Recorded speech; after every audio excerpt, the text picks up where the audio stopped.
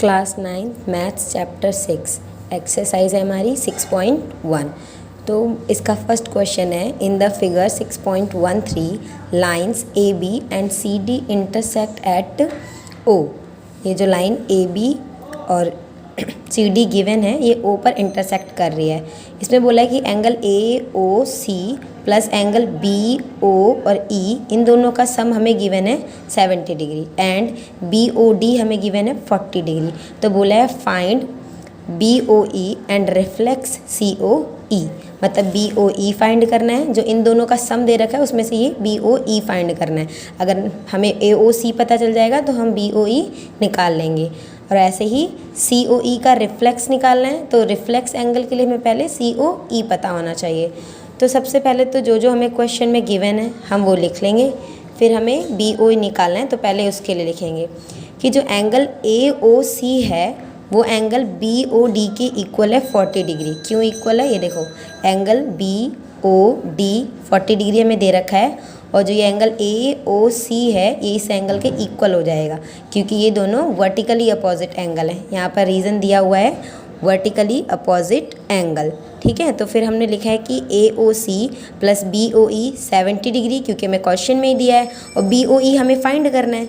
तो ये इसकी वैल्यू ए ओ सी की 40 डिग्री जो निकाली हमने, मतलब वैल्यू निकाली है इसकी 40 डिग्री, वो यहाँ पर पुट करके 70 में से माइनस कर देंगे तो आ जाएगा 30 डिग्री। मीन्स बी ओ ई जो है वो 30 डिग्री हमें मिल जाएगा। फिर बोला था रिफ्लेक्स एंगल फाइंड करना है, रिफ्लेक्स सी ओ ई फाइंड करना है। तो हमें पता है कि जो ये सी ओ ई का रिफ्लेक्स फाइंड करने के लिए पहले हमें ये सी ओ ई एंगल पता होना चाहिए। तो इसके लिए जो ये एंगल है ए ओ सी और ये C O E plus angle B O E, ये तीनों ऐड कर देंगे जो कि एक ही लाइन पर ये बन रहे हैं, ये रहे तीनों एंगल्स। तो इनको हमने ऐड किया है, angle A O C plus C O ई और बी ओ ई। हमें पता है कि ए ओ सी और बी ओ ई इनका सम हमें 70 डिग्री क्वेश्चन में दिया था। सी ओ ई हमें चाहिए तो 180 डिग्री में से 70 डिग्री को माइनस कर देंगे तो सी ओ ई की वैल्यू 110 आ जाएगी। फिर रिफ्लेक्स फाइंड करना है, किसी भी एंगल का रिफ्लेक्स फाइंड करने के लिए 360 डिग्री में से उसी एंगल को माइनस कर देते हैं। सी ओ ई का रिफ्लेक्स चाहिए तो 360 डिग्री में से सी ओ ई को ही माइनस कर देंगे। तो 360 डिग्री में से सी ओ ई की value 110 degree which is equals to आ जाएगा 250 डिग्री, ठीक है। तो रिफ्लेक्स भी मिल गया और जो बी ओ ई फाइंड करना था वो भी मिल गया। तो यहाँ हमारा फर्स्ट क्वेश्चन कंप्लीट होता है। फिर आते हैं सेकंड क्वेश्चन पे।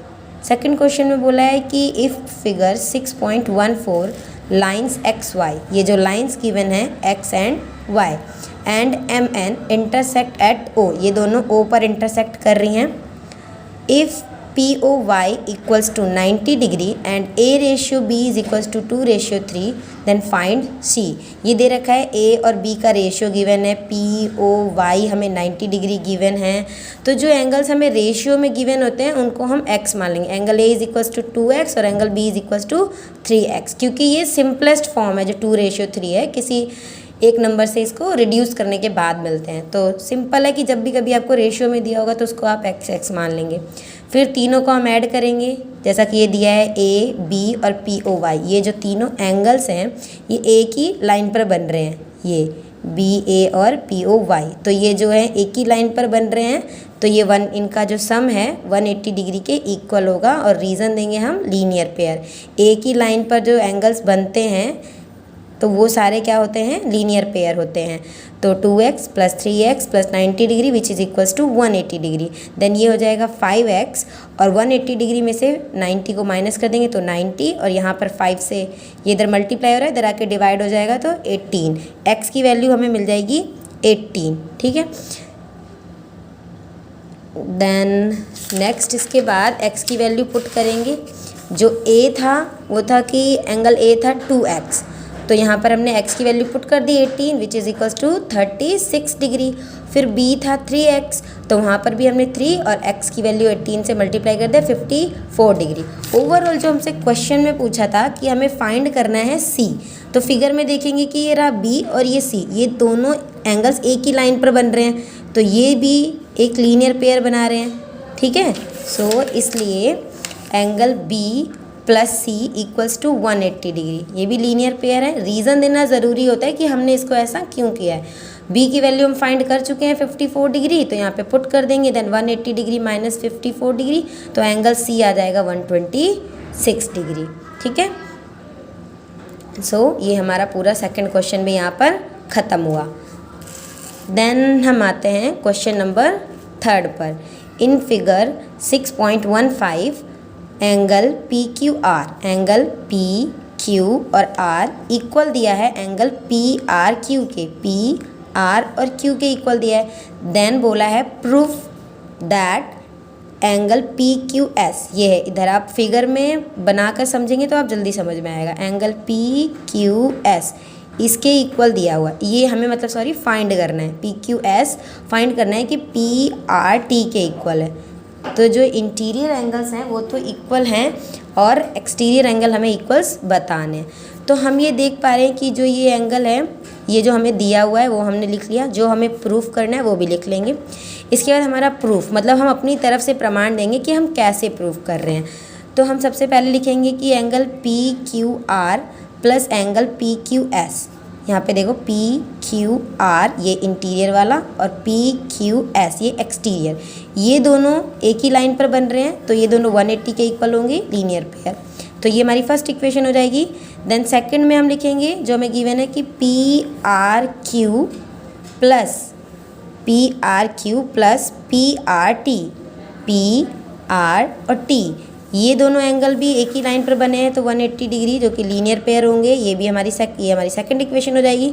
अब क्या करेंगे कि हम सब्ट्रैक्ट कर देंगे, subtracting equation second from first. Second equation को फर्स्ट में से सब्ट्रैक्ट कर देंगे। सो अब हम फर्स्ट इक्वेशन लिखेंगे, इक्वेशन फर्स्ट लिखेंगे, उसमें से सेकंड को माइनस कर देंगे विद माइनस साइन, फर्स्ट में से सेकंड को माइनस कर देंगे, तो ये तो कैंसिल होके 0 आ जाएगा। और यहाँ पर ये मैंने काटा है पी क्यू आर और पी आर क्यू, क्योंकि ये दोनों इक्वल हैं। ये भी 90 डिग्री है और ये भी इक्वल गिवन है और ये भी इक्वल गिवन है हमें क्वेश्चन में, जैसा कि आपको पहले ही बता दिया है कि ये दोनों इक्वल हैं, इसलिए हमने इसको काट दिया, इसको इससे काट दिया। बच क्या गया P Q S minus P R T which is equals to 0।